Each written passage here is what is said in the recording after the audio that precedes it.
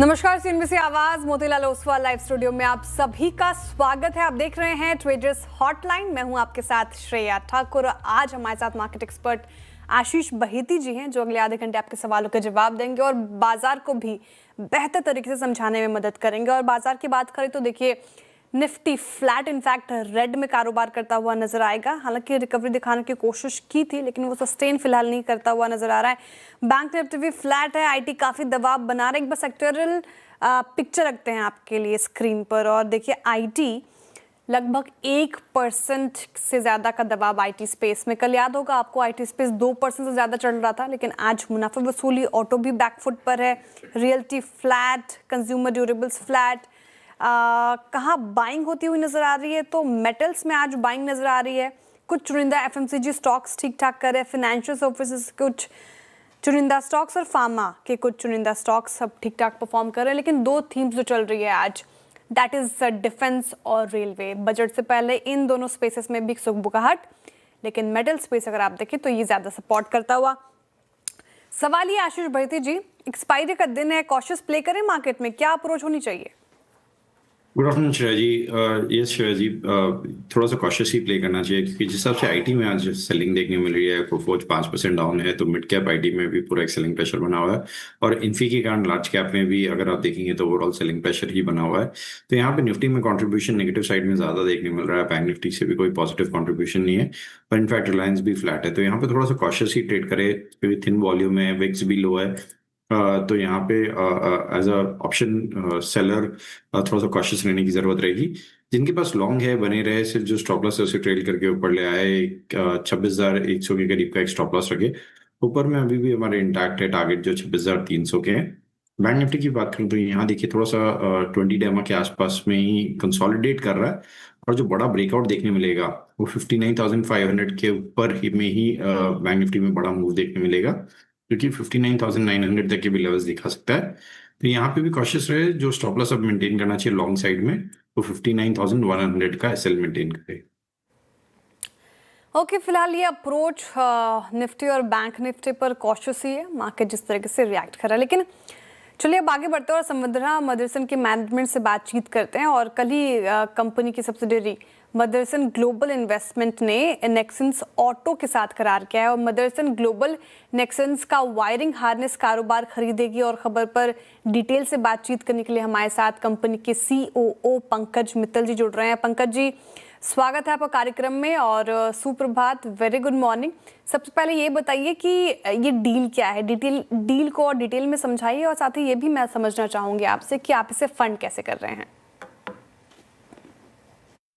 ये जो आज डील अनाउंस किया है हमारी कंपनी ने नेक्संस ऑटो इलेक्ट्रिक के बारे में, ये कंपनी वायरिंग हार्नेस और उससे रिलेटेड कंपोनेंट्स में डील करती है। प्राइमरीली ये यूरोप मार्केट में है, नियरली 75%, और बैलेंस जो है अमेरिका के अंदर में है, और एक छोटा सा पोर्शन चाइना में भी है कस्टमर्स को सपोर्ट करने के लिए। ये एक बहुत ही हाई क्वालिटी कंपनी है जो स्पेशलिस्ट है तीनों किस्म की पावर ट्रेन की वायरिंग हार्नेसेस बनाने में, चाहे वो आइस इंजन्स की हो, चाहे हाइब्रिड हो, हाई वोल्टेज हो, और आज की डेट में बॉडी वायरिंग हार्नेसेस भी बना रहे हैं। नेक्संस ऐसे जो इस कंपनी की पेरेंट कंपनी है, वो तो जिन कस्टमर्स को ये सप्लाई करते हैं वो प्रीमियम जर्मन कार मेकर्स हैं, जो हमारे बाकी प्रोडक्ट्स के भी मेजर कस्टमर हैं, और उसके तहत ये एक्विजिशन अनाउंस किया गया है।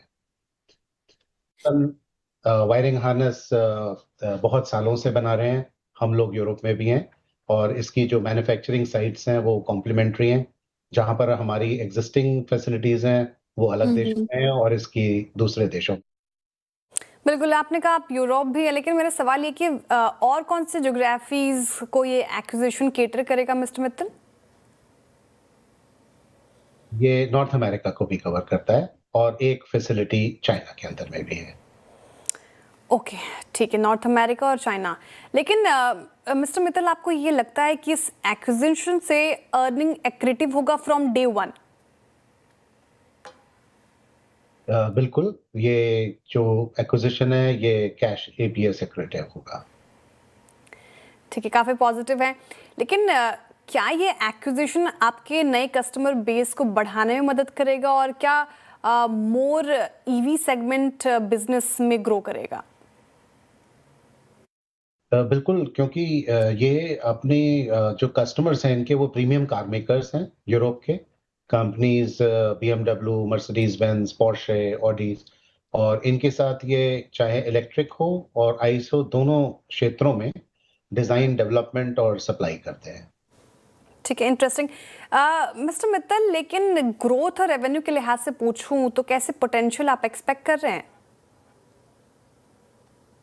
इस कंपनी का जो रेवेन्यू है वो करीब 700 मिलियन यूरो के आसपास है अभी, और यूरोप के अंदर में जो हमारा आज की डेट में रेवेन्यू है वो करीब करीब डबल हो जाएगा इससे।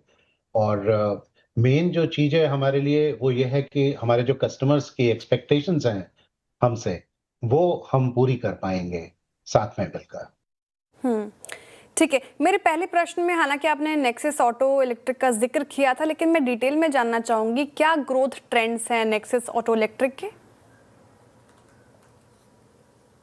आज की डेट में जैसा हम सब जानते हैं, कार मार्केट यूरोप के अंदर में एक रीस्ट्रक्चरिंग के दौर से गुजर रहा है, जहां पर मॉडल मिक्स में चेंजेस आ रहे हैं, और ऑटो इलेक्ट्रिक ने अपने क्षेत्र के अंदर में भी अपने को रीस्ट्रक्चर किया।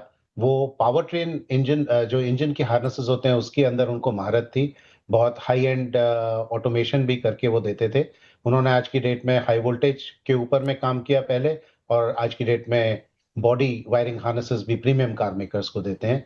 तो जो डिजाइन कैपेबिलिटी है वहाँ, क्योंकि करीब 700-800 इंजीनियर्स हैं इस कंपनी के अंदर में, जो कस्टमर के साथ मिलके प्रोडक्ट डिजाइन भी करते हैं और प्रोडक्शन इंजीनियरिंग पे भी काम करते हैं, वो सारी कैपेबिलिटीज जो लेटेस्ट एडवांस्ड कार मेकर्स की हैं वो अवेलेबल हैं। उसको यूज करते हुए बहुत अच्छा फ्यूचर के अंदर में ग्रोथ पोटेंशियल आएगा। ठीक है। Mister Mittal, post this acquisition आपके बुक में कितना कैश बचेगा?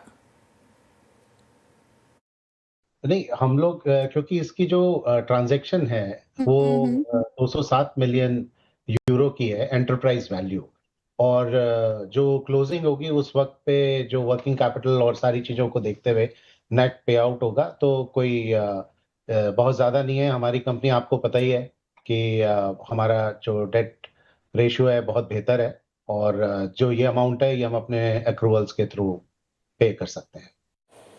Okay, interesting. Thank you mister Mittal, आज हमारे साथ जुड़ने के लिए और इस एक्विजिशन की पूरी डिटेल्स शेयर करने के लिए, and all the very best. चलिए, बहुत शुक्रिया आपके समय के लिए। ओके, अब आगे बढ़ रहे हैं, और क्योंकि हमारे कॉलर्स हमारे साथ जुड़ रहे हैं, लेकिन फटाफट से एक बार वो नंबर दिखा देते हैं ताकि आप हमारे साथ कांटेक्ट कर पाए। व्हाट्सएप नंबर नोट कर लीजिए और इस पर आप अपने सवाल भेज सकते हैं। इसके अलावा आप सोशल मीडिया प्लेटफॉर्म्स पर भी टैग करके क्वेश्चन पूछ सकते हैं। व्हाट्सएप नंबर है 7045220000। अब आगे बढ़ते हैं और सबसे पहला कॉलर हमारे साथ जुड़ रहे हैं ध्रुव जी हैदराबाद से। Dhruv ji, hi, good morning. हाय, गुड मॉर्निंग जी, सवाल आपका? जी, मेरे पास 200 शेयर है वरुण बेवरेज के, जो मैंने लास्ट ईयर खरीदे थे 6 के average. So I wanted to know, should I hold them और should I like book the loss that I have right now. मेरा व्यू लॉन्ग टर्म है। लॉन्ग टर्म का व्यू है, तभी आपने होल्ड कर रखा था इसको। 124 का लॉस झेल रहे हैं आप। एक साल में 24% का करेक्शन दिखाया है इसने। 6 महीने में भी कुछ खास परफॉर्मेंस नहीं दिखाई है। चार्ट्स पे क्या इंडिकेशन मिल रहे हैं वरुण बेवरेजेस पे? आशीष बहीती जी, क्या करना चाहिए ध्रुव जी को? लॉस तो काफी हो गया इनको। जी देखिए, एक अच्छी कंपनी है वरुण बेवरेजेस। जरूर जब से स्प्लिट हुआ था लास्ट ईयर, तब से थोड़ा सा प्रेशर में रहा है और वहीं पे एक टॉप बना। और सेकेंडली जब से एफ में भी आया तो यहाँ पे हमने शॉर्टिंग इसमें देखी है काफ़ी। तो मुझे लग रहा है एक बेस कंप्लीट हुआ है, फॉर्मेशन जो कि 450 के आसपास में था, और वहाँ पे काफ़ी अच्छी बाइंग इंटरेस्ट भी देखने मिली है। स्टॉक्स में बड़ा मूव आएगा जब ये 520 का अगर ब्रेकआउट देता है और सस्टेन करता है, तो शायद इसमें 600 तक के भी लेवल्स देखने मिल सकते हैं। तो होल्ड करे से जो स्टॉप लॉस इन्हें मेंटेन करना चाहिए वो 460 के करीब का कैसे मेंटेन करे, और इस पोजीशन में बने रहने की सलाह रहेगी। हाँ, 1 महीने से कोशिश तो कर रहा है, करीब 8% के रिटर्न वीबीएल में। ठीक है, तो अभी आप बने रहिए। 460 का स्टॉप लॉस लगाना है। 520 का इंपॉर्टेंट लेवल है, अगर वो ब्रेक करता है तो फिर एक अच्छी रैली देखने को मिल सकती है। फिलहाल 460 का स्टॉप लॉस लगाकर होल्ड करने की राय है।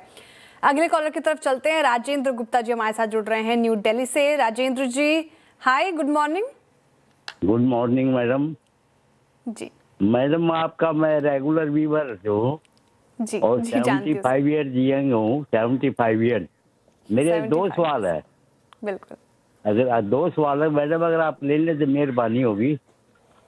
एक तो है बताएं। यूनिकॉमर्स 600 शेयर है 135 के, और एक है सुजलॉन 1000 शेयर 62 में। ठीक है, यूनिकॉमर्स का एक बार फिर से खरीद बताएंगे। 135 ठीक है, और सुजलॉन की खरीद क्या है आपकी? 62 1000 ठीक है 62। ठीक है। राजेंद्र जी क्या पूछना चाह रहे हैं? लॉन्ग टर्म व्यू है आपका दोनों में? मेरा मतलब सुखता हूँ 6 महीने, कोई दिक्कत नहीं है। मतलब कि किसी ने पहले किया था रिकमेंड मेरे को, जो है ना यूनिकॉमर्स, ये 150 रुपए तक जाएगा, लेकिन वो गया ही नहीं। अच्छा ठीक और है। सुजलॉन का टारगेट 78 दिया हुआ है। ठीक है ठीक है, मैं दोनों सवाल पूछ लेती हूँ आशीष भैती जी से। आशीष भैती जी, राजेंद्र गुप्ता जी हमारे रेगुलर व्यूअर हैं और जैसा उन्होंने कहा 75 ईयर्स यंग है, तो क्वेश्चंस भी इनके जो हैं वो यूनिकॉमर्स ई सॉल्यूशंस पर है। 117 पर ये स्टॉक कारोबार कर रहा है, 135 पर इन्होंने लिया, लॉस झेल रहे हैं। एक महीने में 7-6% की करीब करीब गिरावट देखने को मिली है इस पर्टिकुलर काउंटर में। इस साल में 32% करेक्ट हो चुका है ये काफ़ी। 175 इसका 52 वीक हाई है, 96 तक गया था ये इसका लो। क्या करना चाहिए इनको यूनिकॉमर्स में? जी जी देखिए, थोड़ा सा कॉशियस रहने की ज़रूरत है। जब 2024 में इसका आईपीओ आया था 108-9 के करीब आया था, और आईपीओ के बाद अगर आप अगस्त में देखेंगे, जब आईपीओ के बाद 260 तक का मूव आया था, तो जब कंपनी 108 में शेयर दे रही है, मार्केट ने उसे मिसप्राइस किया 260 तक का, और वही क्लियरली चार्ट्स पे भी विजिबल है। उसके बाद वन वे इसमें सेलिंग देखने मिली है, तो यहाँ कॉशियस रहने की ज़रूरत है। लेकिन जो अभी प्राइस वापस आ गया है वो आईपीओ के प्राइस के आसपास में स्टॉक वापस अवेलेबल है। 110 का आईपीओ था ऑलमोस्ट, और 117 पे अभी ट्रेड कर रहा है। तो यहाँ पे बने रहे, 108 के करीब का स्टॉप लॉस जरूर मेंटेन करे ऊपर में, और यहाँ पे पुल बैक आता है तो इसमें से पोजीशन में से एग्जिट करने की सलाह रहेगी इसमें से। ओके, यूनिकॉमर्स पे ही हो गया। दूसरा सवाल आशीष जी का सुजलॉन पर था। 62 के इनकी खरीद है, यहाँ पर भी लॉस झेल रहे, 53 पे कर रहा है कारोबार। 74 तक गया था स्टॉक, फिर वहां से थोड़ी करेक्शन। हालांकि पिछले वीक कुछ कोशिश तो की है इसने। क्या लगता है 74 का भाव वापस आएगा? जी जी देखिए, पावर, कैपिटल गुड्स और रिन्यूएबल एनर्जी में एक वापस मोमेंटम देखने मिल रहा है। एक हाई कैपेक्स इंडस्ट्री है, तो थोड़ा सा यहाँ पे एक साइक्लिकल मोमेंटम बन जाता है। पर अगर 7-8 महीने का आप लो देखेंगे तो इसी जोन में बना है, 51 से लेके 53 के आसपास में, और यहीं पे एक बाइंग इंटरेस्ट देखने के बाद वो हमेशा एक बाउंस बैक देखने मिल रहा है। तो यहाँ पे 51 का स्टॉप लॉस लगाकर बने रहने की सलाह है। ऊपर में मुझे लगता है इसमें 60 से 63 तक के लेवल्स इन्हें देखने मिल सकते हैं। 60 से 63 तक के लेवल सुजलॉन एनर्जी में देखने को मिल सकते हैं, तो होल्ड कीजिए दोनों ही काउंटर। फिलहाल लेवल्स बता दिए गए हैं। चलिए अब रुक रहे एक छोटे से ब्रेक के लिए, लेकिन ब्रेक के उस पार आपके सवालों का रहेगा इंतजार। बैक आप देख रहे हैं ट्रेडर्स हॉटलाइन सीएनबीसी आवाज पर। चलिए और कॉलर की तरफ चला जाए। मदन जी हमारे साथ जुड़ रहे हैं बेतिया बिहार से। मदन जी नमस्कार, गुड मॉर्निंग। नमस्कार मैम, नमस्कार जी, सवाल सर आपका? मेरा सवाल है, मैंने आईपीओ में ही लिया था ये एनटीपीसी ग्रीन का शेयर। मुझे 138 शेयर मुझे मिला था 108 पर। तो मुझे पूछना है कि इसे अभी तो ये 90 रुपये कुछ पैसे चल रहे हैं, तो इसे मैं क्या करूं, होल्ड करूं और ऐड करूं, आगे क्या होगा? कुछ अनुमान? डेटा तो कम होगा आशीष भैती जी, लेकिन बता पाए जितना भी अवेलेबल है। 90 पे कर रहा कारोबार, 108 की खरीद है, लॉस झेल रही है। लेकिन आज एक रिपोर्ट देख रही थी मैं पूरे पावर और एनर्जी सेक्टर के ऊपर, काफी पॉजिटिव रिपोर्ट है। अभी भी आपने मेंशन किया इस सेक्टर में कुछ चुनिंदा स्टॉक्स में बाइंग वापस आ रही है, तो क्या एनटीपीसी ग्रीन एनर्जी 108 पार करेगा? जी जी शेयर जी देखिए, काफ़ी अच्छा शेयर है और एक अच्छा आईपीओ था, अच्छे प्राइस पे था। उसके बाद एक वन वे लिस्टिंग गेन भी देखने मिला हमें, और उसके बाद थोड़ा सा प्रॉफिट टेकिंग देखने मिल रहा है। ऑलरेडी स्टॉक आईपीओ प्राइस के नीचे ट्रेड कर रहा है, तो इन लेवल्स पे एग्जिट करने की सलाह नहीं है। हमें लग रहा है कि एब्सोल्युटली यहाँ पे होल्ड करना चाहिए इन्हें पोजीशन। 86 के करीब का एक स्टॉप लॉस जरूर रखे। ऊपर में लगता है इसमें एक पुल बैक देखने मिल सकता है जो कि इसे वापस 102 से लेके 108 तक के लेवल्स दिखा सकता है। ओके 108 से लेके 200 तक के लेवल्स एनटीपीसी ग्रीन एनर्जी में देखने को मिल सकते हैं, तो फिलहाल ये लेवल इंपॉर्टेंट है, आप होल्ड कर सकते हैं। अब अगले कॉलर की तरफ चला जाए। अनिल जी हमारे साथ जुड़ रहे हैं राजस्थान से। Anil ji hi, good morning. Good morning ma'am जी सवाल मैम, मेरा सवाल है, मेरे पास है वोडाफोन आइडिया 6 रुपए 60 पैसे पे 40,000 शेयर है, अभी 12 रुपए चल रहा है लगभग, तो क्या करना चाहिए इसमें? वाओ 40,000 क्वांटिटी है आपके पास, अच्छे प्रॉफिट में, अब तो 12 रुपए आ गया, तो क्या करना चाहिए आशीष बहीती जी? 40,000 क्वांटिटी, अच्छी क्वांटिटी में वोडाफोन आइडिया ले रखा है इन्होंने, और हम लगातार वोडाफोन आइडिया पर अपने व्यूज़ बताते रहे दर्शकों को और बुलिश हुए थे। हालांकि एक बार वोडाफोन आइडिया का चार्ट रखेगा आज, अच्छे तेज़ी के साथ डेज हाई पर कर रहा है कारोबार, क्या किया जाए? अब पार्शियल प्रॉफिट बुकिंग की जाए यहाँ से 12 के लेवल पर, या फिर अभी भी बने रह सकते हैं? जी देखिए, काफ़ी ऐसा स्टॉक रहा है जिसने बहुत परेशान किया है इन्वेस्टर्स और ट्रेडर्स दोनों को। यहाँ पे ये अच्छे प्रॉफिट में है, अदरवाइज हम यूजुअली जो क्वेरीज आती है इसके रिलेटेड वो लॉस वाली रहती है। यहाँ में हमारी सलाह रहेगी कि एक बार आधी जो क्वांटिटी है इनकी उसमें प्रॉफिट बुक करे 12 रुपए के आसपास में, और बाकी जो हाफ क्वांटिटी है उसे ट्रेल कर ले। 11 एक अहम सपोर्ट एरिया है, जो आईपीओ प्राइसिंग भी था इसका, एफपीओ प्राइसिंग भी था, तो वहां पे अब जैसे स्टॉप लॉस ट्रेल करके रखे हाफ क्वांटिटी के 11 पे, और बाकी जो आधी क्वांटिटी यहाँ पे बुक कर ले। ऊपर के टारगेट्स इसमें देना मुश्किल है क्योंकि इसमें रिवर्सल बहुत फास्ट आते हैं, तो सिर्फ इसमें जो इन्हें कोशिश करनी चाहिए स्टॉप लॉस को ट्रेल करके ऊपर शिफ्ट करते हैं बस।